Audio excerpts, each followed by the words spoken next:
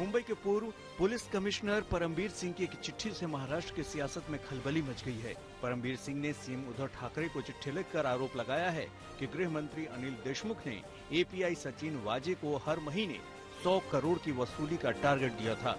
इसके लिए देशमुख ने बाकायदा ये हिसाब भी दिया था कि मुंबई के करीब 1750 बार और रेस्टोरेंट से औसतन 2 से 3 लाख वसूले जा सकते हैं।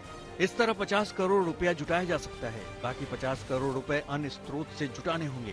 परमबीर सिंह के मुताबिक गृह मंत्री के निर्देश लेने के बाद सचिन वाजे उनके दफ्तर में इस टारगेट की जानकारी देने आए थे। परमबीर सिंह के आरोपों पर महाराष्ट्र के गृह मंत्री अनिल देशमुख भड़क गए हैं। देशमुख ने सभी आरोपों को बेबुनियाद बताया और दलील दी कि एंटीलिया मामले की जांच परमबीर सिंह की ओर बढ़ रही है। ऐसे में खुद को बचाने के लिए उन्होंने झूठे आरोप लगाए हैं। देशमुख ने मुंबई के पूर्व पुलिस कमिश्नर के खिलाफ मानहानि का मुकदमा करने की चेतावनी भी दी है। हालांकि सूत्रों का दावा है कि देशमुख की कुर्सी खतरे में है। शरद पवार ने देशमुख को 2 टूक कह दिया है कि उन्हें हटाया जाएगा। परमबीर सिंह ने सीएम उद्धव ठाकरे को जो चिट्ठी लिखी थी वो मीडिया में लीक हो गई। आज तक के सूत्रों से परमबीर सिंह ने पुष्टि की है कि ये चिट्ठी उन्होंने ही लिखी है। उन्होंने मुख्यमंत्री उद्धव ठाकरे से अपील की है कि वो सच के साथ खड़े हों। इसकी एक कॉपी उन्होंने राज्यपाल दफ्तर को भी भेजी है। दरअसल परमबीर सिंह की ये चिट्ठी गृह मंत्री अनिल देशमुख के एक टीवी चैनल को दिए इंटरव्यू के बाद आई है। इंटरव्यू में देशमुख ने कहा था कि परमबीर सिंह का तबादला रूटीन नहीं था, बल्कि एंटीलिया मामले की जांच में ढिलाई बरतने का नतीजा था। इसी से भड़के परमबीर ने चिट्ठी लिखकर देशमुख के खिलाफ मुहिम छेड़ दी है। परमबीर सिंह ने चिट्ठी में अपने आरोपों को ताकत देने के लिए कई व्हाट्सएप चैट भी शामिल किए हैं। मुंबई पुलिस के एक अधिकारी एसीपी पाटिल के साथ उनके व्हाट्सएप चैट 16 से 19 मार्च के बीच की है। इसके मुताबिक परमबीर सिंह और एसीपी पाटिल के बीच सचिन वाजे और 100 करोड़ की वसूली मामले को लेकर कई बार बातें हुई। चैट में एसीपी पाटिल भी कह रहे हैं कि गृह मंत्री अनिल देशमुख ने उन्हें 100 करोड़ की वसूली का निर्देश दिया है। इसके अलावा पाटिल ने यह भी कहा कि वसूली के निर्देशों के साथ सचिन वाजे उनके पास आए थे। परमबीर सिंह के विस्फोटक आरोपों के बाद बीजेपी ने उद्धव सरकार को घेर लिया है। बीजेपी आज मुंबई में उद्धव सरकार के खिलाफ बड़ा प्रदर्शन करने की तैयारी में है। एनडीए नेता सरकार को बर्खास्त और महाराष्ट्र में राष्ट्रपति शासन की मांग कर रहे हैं। सरकार में साझेदार कांग्रेस भी अनिल देशमुख के इस्तीफे की मांग कर रही है। राज ठाकरे ने भी अनिल देशमुख के इस्तीफे के साथ पूरे मामले की उच्च स्तरीय जाँच की मांग की है। तमाम आरोपों के बीच उद्धव के मंत्री दावा कर रहे हैं कि उनकी सरकार को कोई खतरा नहीं है।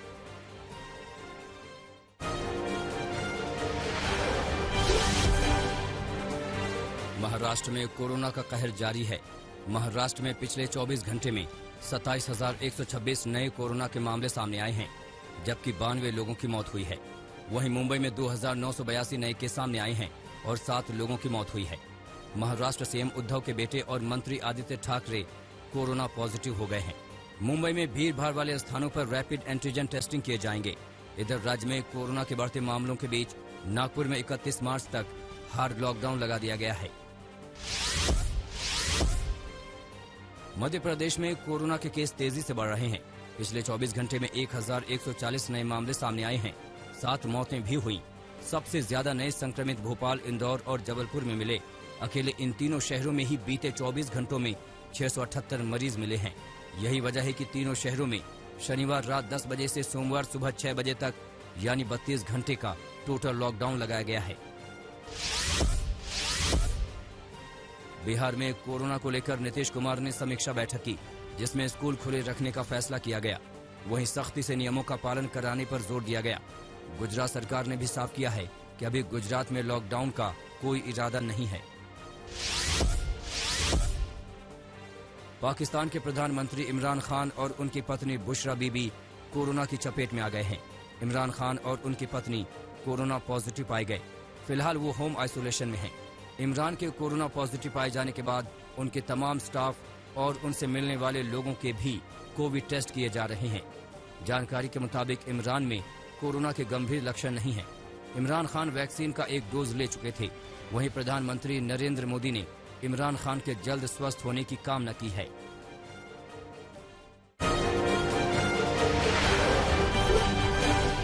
यूपी के सुल्तानपुर में एक युवती ने अपने अपहरण की झूठी सूचना परिवार वालों को देकर गांव के ही एक शख्स को फंसा दिया। पुलिस की तहकीकात और मोबाइल लोकेशन की जांच के बाद कुछ और ही कहानी सामने आई, जिसके बाद पुलिस ने बिहार के समस्तीपुर से लड़की को गिरफ्तार कर लिया। बताया जा रहा है कि लड़की एक मुस्लिम लड़के से प्यार करती थी, लेकिन परिवार वाले शादी के लिए राजी नहीं थे। इसी वजह से उसने अपहरण की साजिश रची। यूपी के कानपुर में 2 युवकों की पिटाई का वीडियो सोशल मीडिया पर वायरल हो रहा है। मामला कानपुर के कल्याणपुर का बताया जा रहा है, जहां कुछ लोगों ने 2 युवकों की बेरहमी से पिटाई कर दी। वीडियो में दिख रहा है कि पास ही कुछ लोग भी खड़े हैं, लेकिन वो युवकों को बचाने की कोशिश नहीं करते। पिटाई का वीडियो वायरल होने के बाद पुलिस केस दर्ज कर पूरे मामले की जांच में जुटी हुई है। यूपी के सीतापुर में छेड़छाड़ से तंग आकर एक नाबालिग छात्रा ने खुदकुशी कर ली। परिवार वालों का आरोप है कि 17 मार्च को स्कूल से वापस आते वक्त गांव के ही युवक ने लड़की से छेड़छाड़ की थी। आरोप है कि परिवार वालों की शिकायत पर कार्रवाई की बजाय पुलिस वाले उन पर ही दबाव बनाने लगे। छात्रा की खुदकुशी के बाद पुलिस ने अब छेड़छाड़ के आरोपी युवक को गिरफ्तार कर लिया है। यूपी के हापुड़ में भू माफिया बेलगाम हो गए हैं। धौलाना तहसील में भू माफिया ने ग्राम सभा की करोड़ों रुपए की जमीन पर अवैध कब्जा कर लिया। इस मामले में शिकायतकर्ता संजीव कुमार ने एसडीएम और पुलिस से शिकायत भी की, लेकिन अब तक कोई कार्रवाई नहीं हुई। शिकायतकर्ता का कहना है कि जमीन हड़पने के बाद भू माफिया बाउंड्री बनाने की फिराक में है। आरोपी अनूप तोमर समेत कई भू माफियाओं के खिलाफ केस दर्ज होने के बावजूद पुलिस ने कोई कार्रवाई नहीं की। पश्चिम बंगाल के आसनसोल के नरसमुदा इलाके की कोयला खादान में चट्टान गिरने से एक कर्मचारी की मौत हो गई।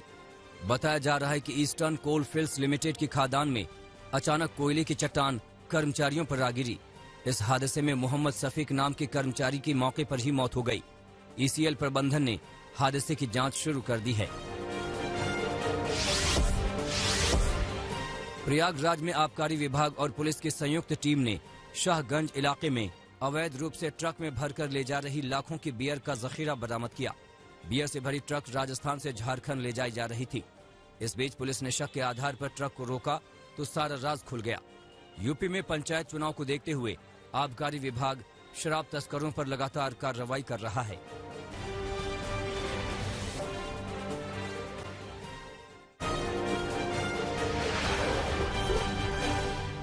दिल्ली से सटे नोएडा में एक और लव जिहाद का मामला सामने आया है, जहां नाम बदलकर युवक ने युवती को शादी का झांसा दिया और उससे महीनों तक रेप करता रहा। पीड़ित को जब युवक का असली नाम पता चला तब पीड़ित ने मामला दर्ज करवाया। फिलहाल पुलिस ने आरोपी को गिरफ्तार कर जेल भेज दिया है। पूर्वी दिल्ली के आनंद विहार इलाके में पुलिस ने छापा मारकर हुक्का बार का भंडाफोड़ किया। पुलिस ने मालिक मैनेजर सहित 6 लोगों को गिरफ्तार किया है। शाहदरा जिले के डीसीपी ने बताया कि पुलिस को गुप्त सूचना मिली थी कि आनंद विहार इलाके के कम्युनिटी सेंटर में अवैध हुक्का बार चल रहा है, जिसके बाद पुलिस ने छापा मारा। यूपी के बुलंदशहर में क्राइम ब्रांच और पुलिस की संयुक्त टीम ने नकली नोट की खेप के साथ 2 शातिरों को गिरफ्तार किया है। पुलिस ने इनके कब्जे से प्रिंटर, नोट प्रिंट करने वाली शीट समेत कई उपकरण बरामद किए हैं। पुलिस को शक है कि ये शातिर पंचायत चुनाव के दौरान नकली नोटों को खपाने की फिराक में थे। यूपी के बरेली जिले में एक महिला ने जहर खाकर खुदकुशी की कोशिश की। गनीमत रही कि समय रहते पुलिस मौके पर पहुंच गई और उसे जिला अस्पताल में भर्ती करवा दिया। बताया जा रहा है कि महिला को प्यार में धोखा मिला था, जिसके बाद उसने ये कदम उठाया। पीड़ित महिला बरेली जोन की 112 में तैनात पुलिस को डिवाइस ऑपरेट करने की ट्रेनिंग देती है। अमृतसर के तुंगबाला इलाके में एक युवक पर अज्ञात लोगों ने सरेआम फायरिंग कर दी। फायरिंग की यह वारदात मौके पर लगे सीसीटीवी में कैद हो गई। फायरिंग के बाद पुलिस ने अज्ञात युवकों पर मामला दर्ज कर जांच शुरू कर दी है। अभी तक किसी की गिरफ्तारी नहीं हो पाई है।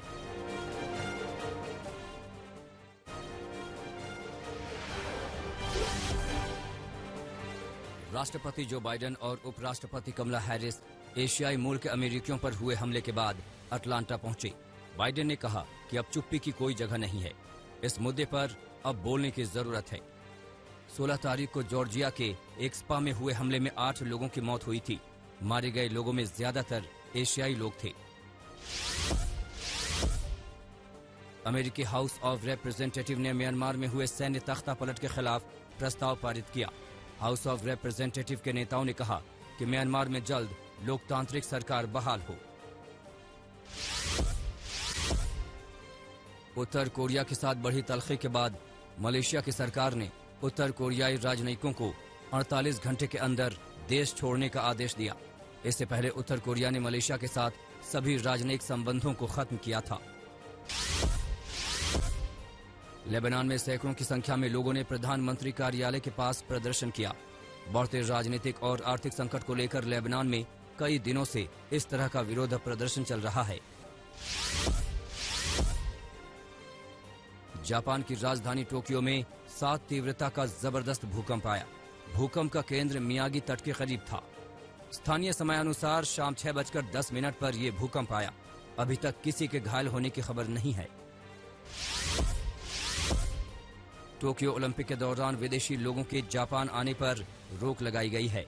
जिन दर्शकों ने ओलंपिक और पैरालंपिक की टिकटें खरीदी, उनके पैसे वापस किए जाएंगे। कोरोना महामारी को देखते हुए अंतर्राष्ट्रीय ओलंपिक समिति और जापान की आयोजन समिति ने यह फैसला लिया। पूर्व अमेरिकी राष्ट्रपति डोनाल्ड ट्रंप के फ्लोरिडा स्थित गोल्फ रिजोर्ट के कुछ हिस्सों को अस्थायी रूप से सील किया गया।